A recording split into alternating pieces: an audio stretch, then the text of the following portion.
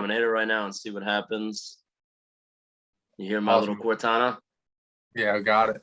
All right, Yeah, so now it's being recorded. Let's get the airwaves going. And then it says I'm muted. Can you hear me? Yeah, I can hear you. It says it's recording at the top. All right, good. So what I want to do is just have this running for a couple minutes, and I'll just go back and see if I can email you the audio as well, just to kind of see what the video and the audio looks like. Okay. Hey, get out of there. Yeah, bro. So, trying to think. I just want to go over kind of what. No, go ahead. What were you gonna say? No, I'm just thinking out loud because, like I said, I just feel like if we each can have just a couple things like loose topics, that way we can kind of have just like a structure. And then, because I'll admit I'm not the best at like sticking to the script. I kind of like going and doing my own thing.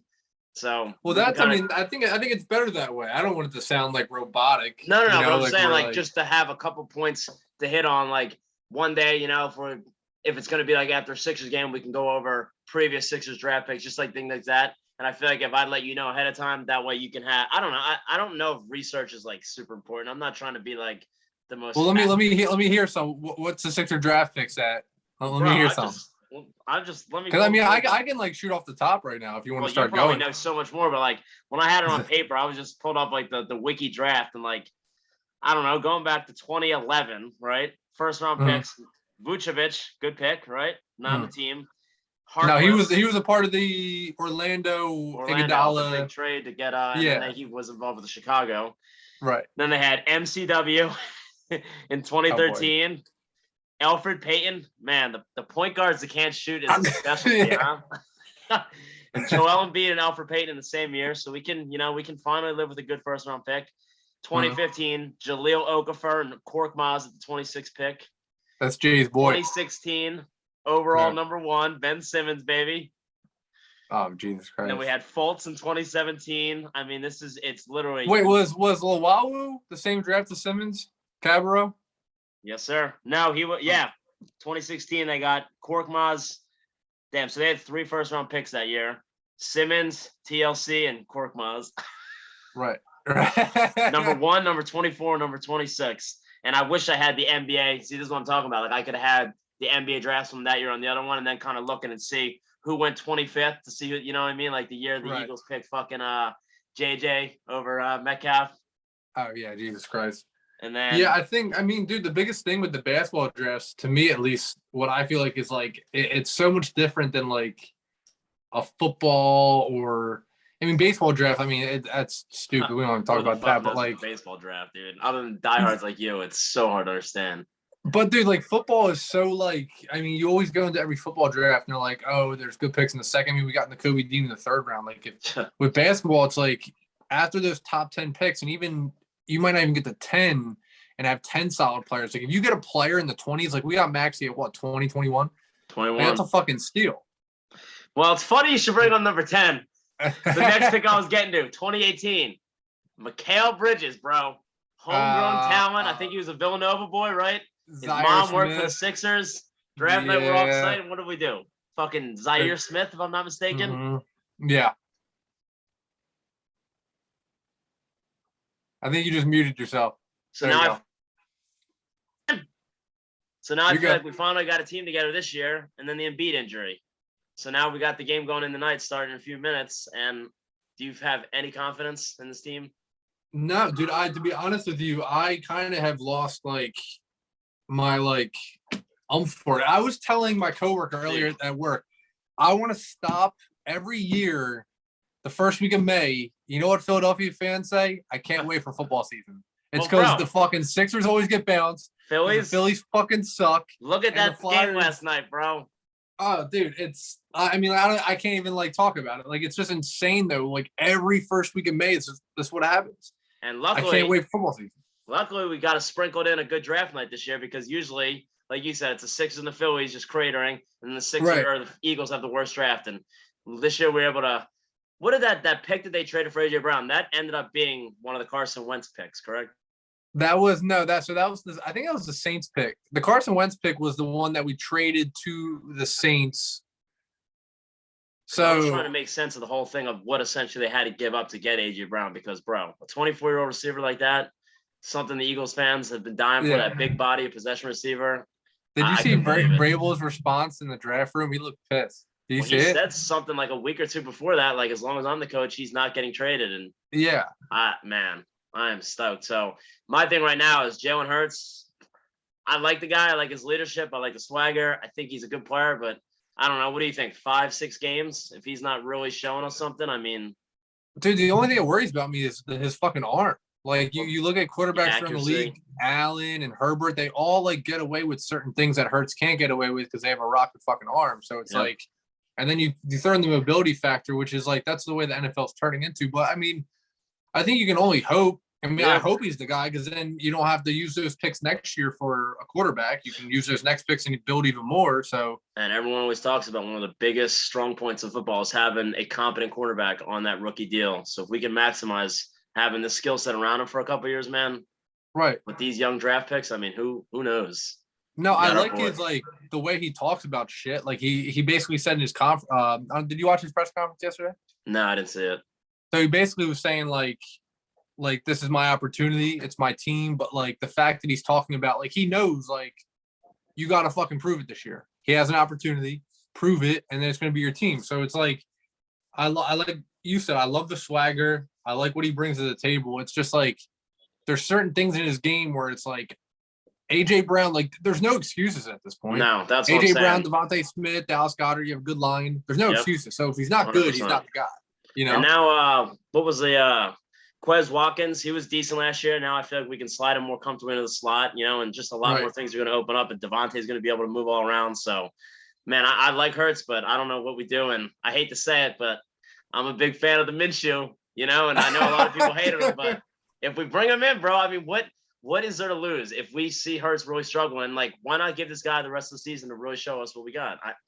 Because I don't know. You tell me he's not going to Pittsburgh and he's not going to put up good numbers. Like, I'm sorry. His numbers aren't bad in his career. If you look at his like Jacksonville numbers, I've been saying it for years, man. And I'm like, us Philly fans, anytime we see a little bit of struggle, put the back of him. But there's something to Hurts.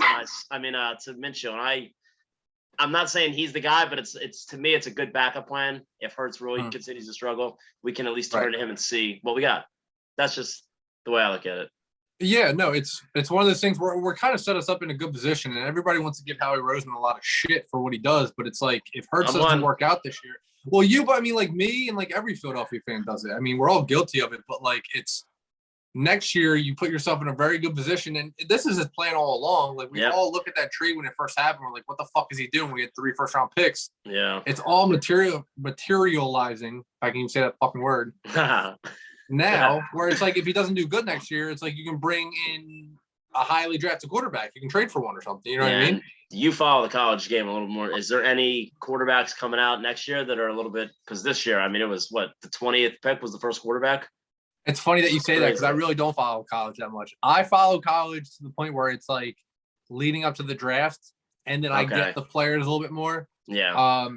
But yeah, no, I don't know. I mean, a lot of the guys coming out next year, the top 2 guys at least, I think, are the kid from Alabama, the Bryce Young, and the CJ Stroud guy, the quarterback from Ohio State, which they're kind of have that Hurts mold, where it's like their mobility, they can move around the pocket. The wave now, I feel like, with the NBA and football, they're just...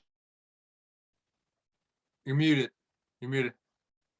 I know it sounds stupid to say it's turning more into an athlete-driven sport because that's obviously what these guys are. But, I mean, you look at the way the basketball is going with, I mean, guys like, I know DeAndre Jordan's washed up now, but people like his style of play, they're pretty much unplayable in the playoffs now.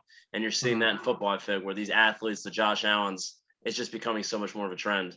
So that's why I'm kind of holding on to hope with Hurts because we got someone who looks like a stud athlete, good leadership, a good mentality. So we just got to hope he can learn how to be accurate. Yeah, no, dude, that's the thing. I mean, you have AJ Brown and you have Devontae Smith. Like, I think Devontae Smith is going to go off. I'm so sold on him, bro. I think he is such a stud. I mean, and now you have AJ Brown taking the number 1 guy all the time, and then you still have to worry about Goddard through the middle. So it's like he has to. He has. What have you heard about the Whiteside or the Rager rumors? Because honestly, like the thought Whiteside's of those a tight end now. You hear about that? Where's he at? Tight end, right? Whiteside's a tight end. And that might not be the worst transition.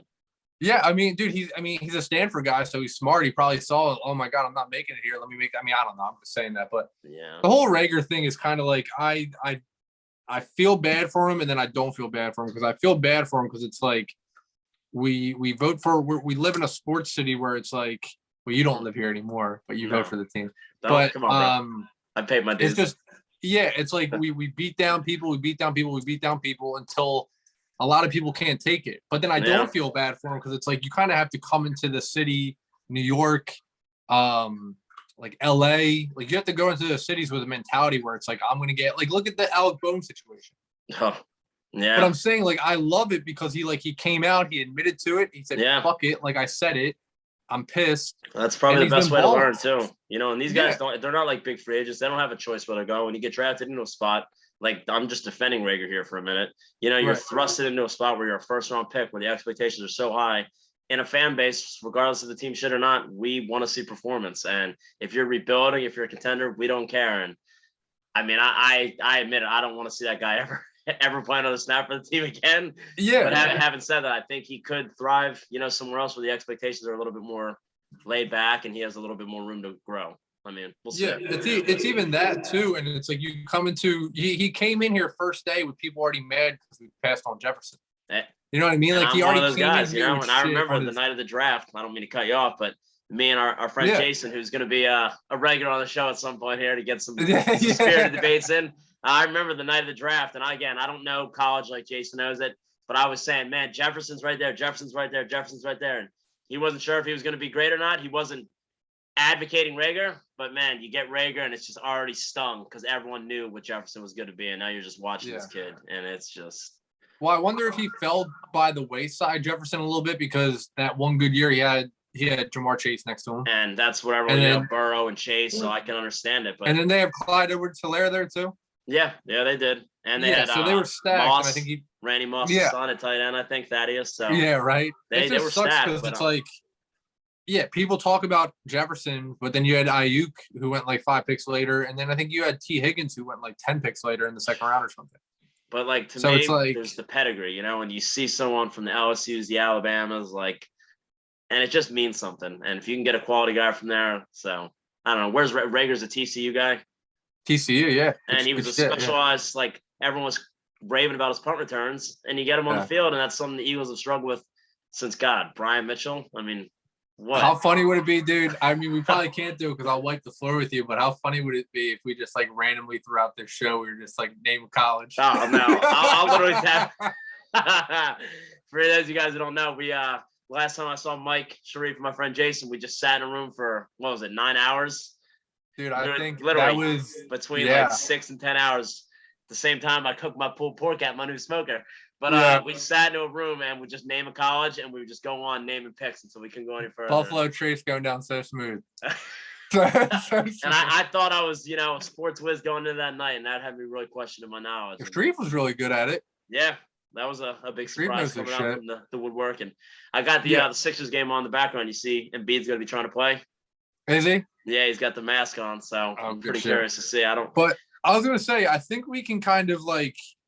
I don't know how you want to do. So I already like the way this is, dude. It's just easy to just flow back and forth. And I was telling people, I'm like, we're not trying to do anything crazy. We just love, like me, I listen to podcasts all the time. I love talking. Like if we can just do this for 20, 30 minutes and like have some of our friends listen to it while they're driving to work, whatever. I'm like, that's a mission accomplished for me. Like I'm just trying to have fun, and I'm already enjoying just having an outlet to talk someone sports. You know what I mean? Right. Because all my friends on here, no one's really into the sports like us. So no. I mean, I think this is the best way to kind of go. We can kind of just bounce shit off, and then it kind of comes naturally more like that, Like I don't want to be like, oh, what about the Phillies? Talk about it for 5 minutes, and then moving on to the Sixers. It just won't come like. My only thing was like I wanted to feel like if we talked about something that I could at least speak knowledgeably on it. But I'm like, then I can always pull up my iPad or something and look stuff up while we're going. I mean, it's not. Yeah. I just don't want to have the point where we're having like.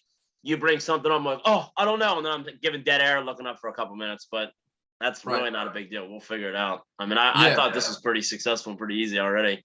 I just got to figure out where, when I record this, where it goes. And then if I can send you where it went, and then we can kind of figure, because I don't really know how to upload to Anchor or anything like that, but I feel like it can't be that hard.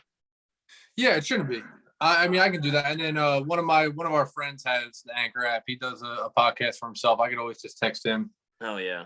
Didn't ask him, but it doesn't tell me how long this has been, but we'll sign off here in a couple minutes, and I'll cut the recording, and we'll see how long it is. I'll see if I can send it over to you. And I mean, I think it's only been like less than 10 minutes. Yeah. So to me, like this is already. I think this is so fun. I've been looking forward to doing it for so long. So yeah. And you're on your phone too, right? I am, which is not like I need a new fucking laptop. But if you have a laptop, like you got your phone mounted somewhere, obviously, or something. Mm-hmm. Yeah. So, yeah, I guess it's not. I don't mind it if you do it. I care less. I just don't know. Like if I feel like I have to host, so then I could do the recording and then the uploading. But I wonder if I can record it. I think I probably still can record it here. On the bottom where it says more, like if you tap your phone, you'll get the highlight of mute, stop video. If you hit more, you'll get the recording thing down there. Let me see. Yeah, let me know if it's not popping up here. Even so, though, dude, if you send it to me, there's apps and stuff where I can help cut it too. And that's why I was like, I think you're a little bit better with that kind of stuff than I am, just because I haven't done it before. But I could learn for sure. So. And the only thing we'll probably be cutting anyway would probably be like if we like take little pauses and stuff. Like say you need to run in the bathroom or you need to go do something real quick. Yeah, exactly. I think that's the only thing we'd be cutting anyway. So it's not. I don't want to be like. Snip here. No, yeah. I want it to look as authentic. Like you were saying, I think that kind of goes into not having any kind of script because I just want it to be authentic and stuff we care about. Am I coming in okay? Do I sound okay? Yeah, I haven't had any issues with sound or quality. And I have my AirPod in now. I didn't even realize, but like if I ever want, I'll just plug my headphones right into the computer and just do it from there just to maximize the sound quality. But I feel like it's been pretty darn good. And yeah, well, I like the topic, dude, the Sixer draft picks. Hey, and that's what I'm saying. We'll just build on stuff like that. One day we're talking about, I don't know, I can't go in depth with the Phillies because I don't know them as well. But like, I was just thinking about that the other night. I'm like, I got to pull up these drafts because I was thinking about Okafor and Fultz and Simmons. And I was like, bro, it just gets worse and worse. Well, nobody even talks about the fact that Boston traded back for Tatum. Let us take Fultz and then they took Tatum. Like, I mean, that's insane. Like thinking about it, like it's just. And like the Mikal Bridges thing, that is one of the things that haunts me the most. Because like, I'm just like, imagine. I know it's like this whole crazy world, but like, imagine a world where Simmons could have played and had. Oh man, it's just one or two things go right, dude. If you look about it with our team too now, where it's like if we had Bridges, I mean, Thibault's expendable at that point because you kind of have your 3-and-D guy. Man, what the fuck's going on with him, dude? That I'm all about the lack of vaccine, Thibault, but I feel like that not traveling to Toronto, I feel like that killed his rhythm. And bro, like.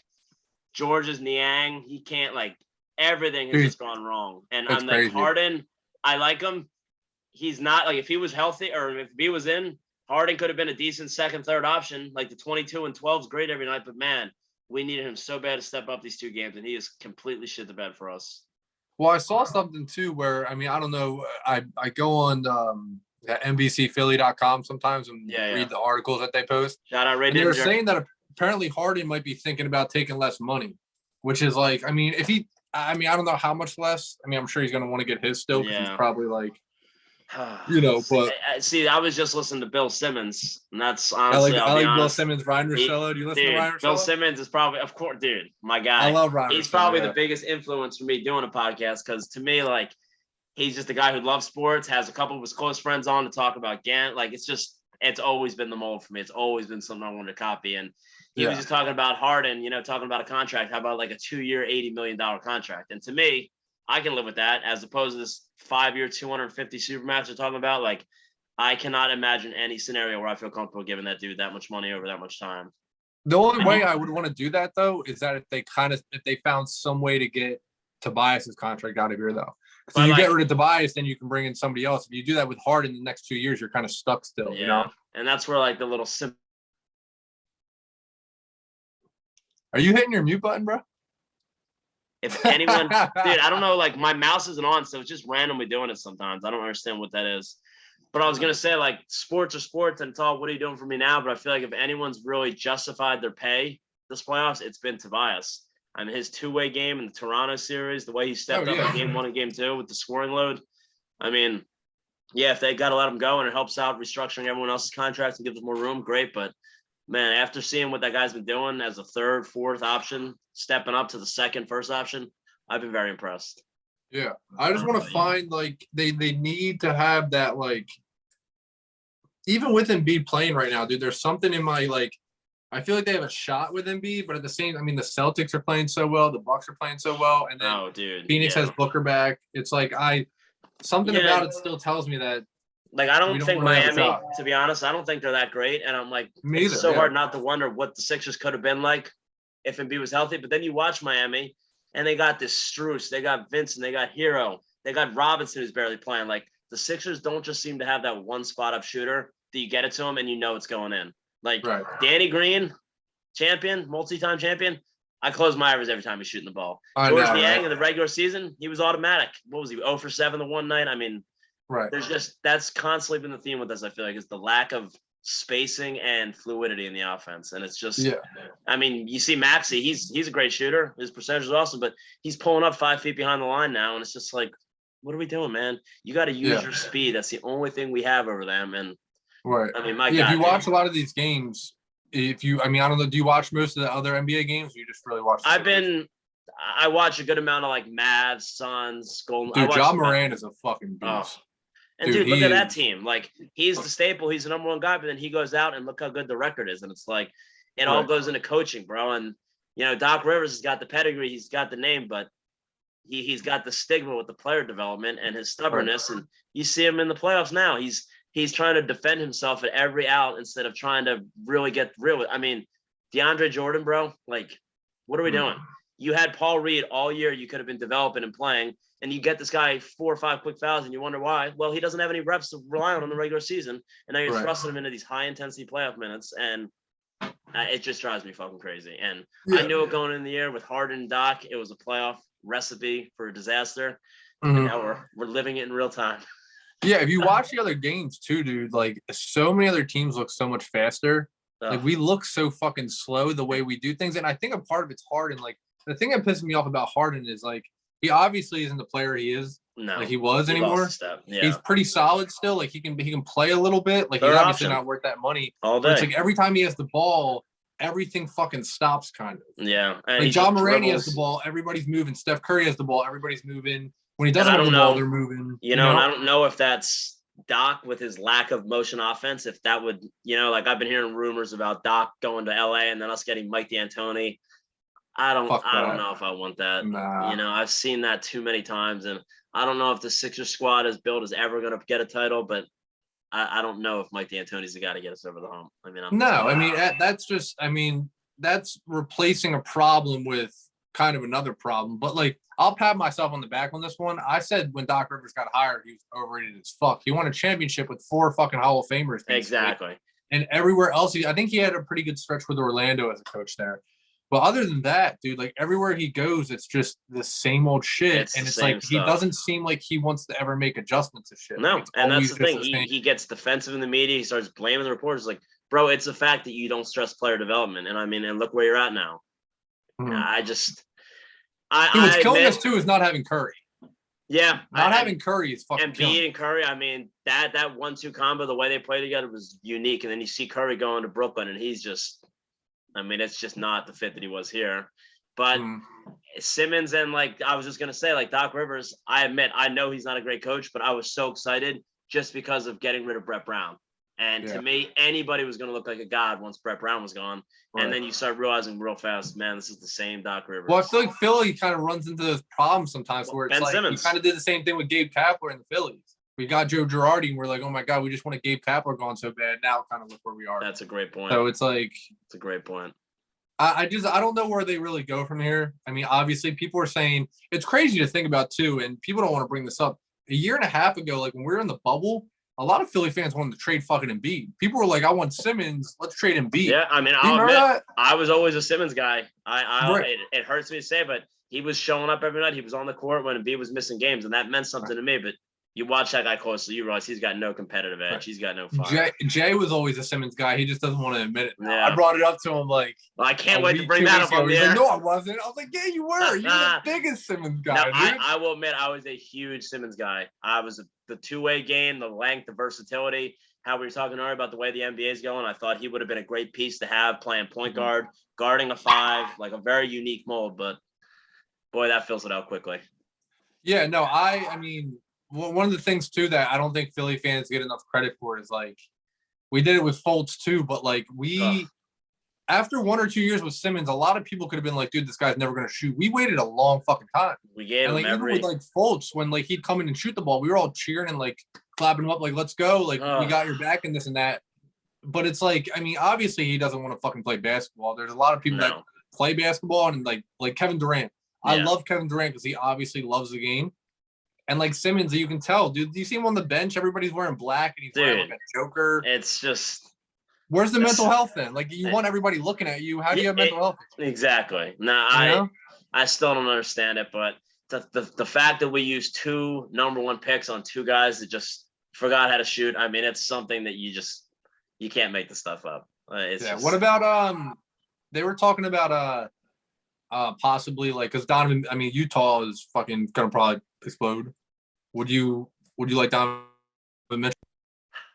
At what price? Yeah, I mean, I think he's a max guy for sure. I don't see any way where he's not getting a max. And I mean, let's talk about like getting rid of. I mean, what would you have to do? Get rid of Harden and Harris to free space for Mitchell? But then Mitchell and Maxey are kind of, I don't want to say repetitive, but they're similar with their burst and their first step, and not the best on defense. Oh, man, that's a tough one. One of the things I don't want to run into is kind of what we're doing right now. Like, it's like we had Simmons, just piece by piece, and well, we had 3 pieces that were basically taking up our whole payroll, and then that kind of forced our bench to not be as good, our backup players not be as good. And look at that now, dude. That is probably the number 1 thing that's killing us in the playoffs. I mean, I think Hero easily outscored our whole bench the other night, like not even close. So, yeah, the way to build depth, but trying to get a second superstar to go along with Embiid, I hate saying it, but I feel like the Sixers have been in this conundrum for 6-7 years, and I don't know a way out. And I feel so bad for Embiid. I mean, I feel like the guy's going to get the MVP, and he's just, the luck he's had over his career has just been. I kind of had a hot take on it, and Jay actually gave me a lot of shit for it, but I thought Jokic was the MVP, dude. So do I. I still do. And we got into a big argument the other day about it. And I'm like, bro, I'm a Sixers fan as well, but you got me and Sharif were constantly saying this. He was playing with 2 debatable all NBA guys that were out all year. And look at what he did. Look at that starting lineup he was playing with. I mean, go look at it. You watch those Nuggets playoff games, and you see the guys he's playing with. I mean, it was. Well, that's what like he was saying the one time he was bringing up how bad he did the first 2 games. I'm like, dude, they're fucking keen on him. It's like that's all they fucking have. That's literally the equivalent to 10 guys in the box in football. I mean, it's just you know what I mean? Now, I admit I have a little soft spot for Europeans. I mean, Dirk's my all-time favorite player. I love Luka. Like Manu, I've always had a thing for the Euro flair, but Jokic is my God, man. Well, my whole argument with him was like, dude, like it's obviously a conversation. Like I'm not just saying Jokic is winning it undoubtedly, but like the team, you take that into account, and then dude, like I mean, he was talking about like numbers and stuff. It's a kind of about numbers. Like he shot like 60% from the fucking floor. He was so efficient. They had 50 wins with a scrub team. Like he literally, who was the second best player? Barton or Aaron Gordon? Probably Aaron Gordon. Yeah, I mean they're playing kind of a bum. Jeff Green in crunch time minutes in playoff games. Right, Monte Morris. Bones Highland. I mean, cool dude. Like, come on, man. I mean, and I'm not saying the Sixers sporting cast is much better, but it's hard to imagine a world if you switch Embiid and Jokic, that Jokic is not just dominating the East and running roughshod on everybody. So and I think it'd be different too. Like if Jokic was on this side, I think a lot of Philly fans would be like, "Oh no, Jokic the MVP." Like I think part of it is definitely a little bit of bias, which is like I get it. You're a fan of the team, but at the same time, it's like if you watch the games and you see what he has, dude, he had nothing. And I get we didn't have Harden the whole year, but he had Tobias, who's a 19. Maxey and Harris are legitimate. Maxey, NBA Harris, players. we had Curry. Like we had like a pretty good team. Danny Green. I mean, they have players, you know? Yeah. Well, Danny Green, I think at this point's washed, dude. I do too, but he's still got that. I hate saying the championship pedigree, but he's still been in these. You know what I mean? That, like, give me that shit. No, come on, bro. He's someone that when the moments get tight, the game's ending. Like he's someone that at least he's been there. You know? I agree with that. I'm a big believer in the championship pedigree, dude. No, I agree with that. The one thing though that I think that was such a big part of his game is that what he's lost was that he was such a good defender, dude. Defender when he was like San Antonio, like that's what he was kind of known for. He's 3-and-D guy. So it's like 100%. You take that out of the league, like, or take that out of his game, like he's still a great shooter at times. Like the one playoff game versus Toronto, didn't he have like 4 or 5 threes? Like he has his moments still. Yeah. You know what I mean? Yeah. But the MVP talk, dude, I give it to Jokic. Kind of like I'm like. But I mean, you could even 80% argue, Jokic you could even 24. argue freaking Giannis, dude. And it's like, look at the way the NBA's going now. It's you got these three big dudes that are the three front runners for the MVP. And Giannis, I feel like it's just a little bit of fatigue now because he's so good and people are just bored of it. It's like you watch that guy in the Boston series, bro. Who's better than him? You know, I know people constantly bring up Kevin Durant. He's the best player in the NBA.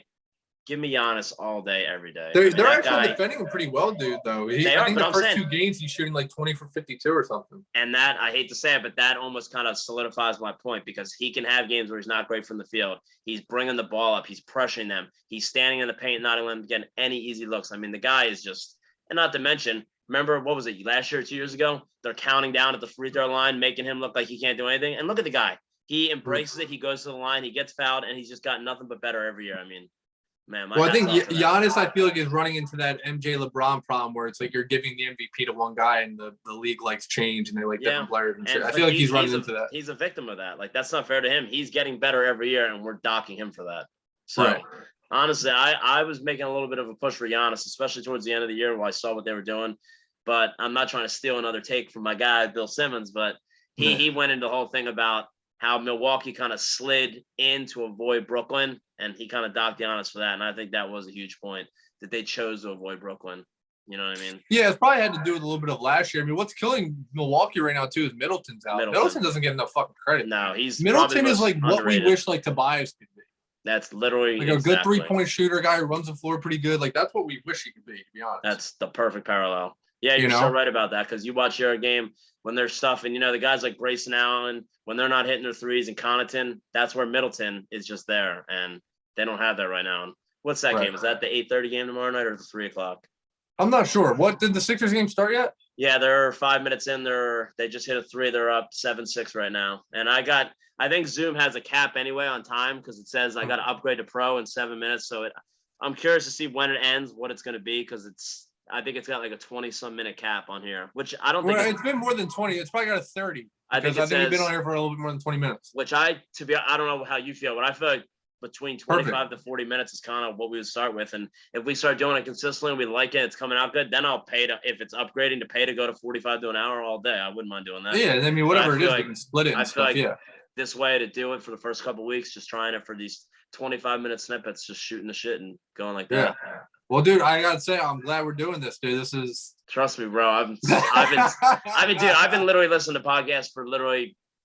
I'm not kidding, probably 10 years, and I used to get made fun of by my brother, by Jay, like people. Man, you just listen to people talk. I'm like, bro, like you're sitting around, you're watching TV, you're cooking, you're doing something. I always have something in. I'm listening. To me, if you can laugh, you can learn about. Like I'm always learning about sports. I'm learning about history. I'm laughing. I'm having a good time. Now I'm talking with my friend, trying to hopefully provide entertainment for other people. So yeah, man, I'm super grateful. Ryan Russillo doesn't know, but Ryan Russillo, I fucking love that dude. We can start doing life advice and gym stories with Mike. Life advice, dude. He has such good fun. I feel like he has some of him and Simmons. Oh, I mean Simmons. I'm definitely a bigger fan of Russillo, but I feel like he has such good fucking takes. Russillo, dude. Like he just says how it is. If you're a fan of sports and you don't listen to Bill Simmons' podcast, you're missing out. I mean, the guy's after every NBA playoff game, he's having a podcast. He talks about the draft. I mean, I can't ever get enough of the content. The one thing I'll say, I read his fucking 800-page book on basketball, bro. Like I'm in it. Before we get off, the only thing I'll say that I don't like about Simmons so much is that you see how like every 3 weeks, every month he has a different like top 10 in the NBA. Yeah, I'm like, you can't do that, you can't do that. You should appreciate that though. It never gets stagnant. He's always switching it up. You know. I remember listening to the podcast. He's like, I got another top 10. I'm like, what the fuck, dude? Like at one point, he had like Paul George is like a top 3 player in the league. I'm like, dude, what the fuck is going on? Hey man, you remember playoff P though, son? Playoff P. Oh Jesus Christ. But no, his book was all predicated on like the hierarchy and the pantheon of players, and it switched so much from then. So, a lot of us fans, we want another book. Talking about the rankings change, but yeah, I think we can end it on that, buddy. And I'll see what I can find as far as saving it, and I'll let you know. And what days work best for you, dude? Like what days, what times? Will like a Friday night work best for you? Yeah, I mean, I usually try to go to jiu-jitsu like 3 weeknights, and that's usually right when I get home from work. So yeah, Friday nights are cool with me, but if you have certain nights that are good for you, I can try to work around that. I mean, I'm not super picky. Yeah, what are your weekends look like?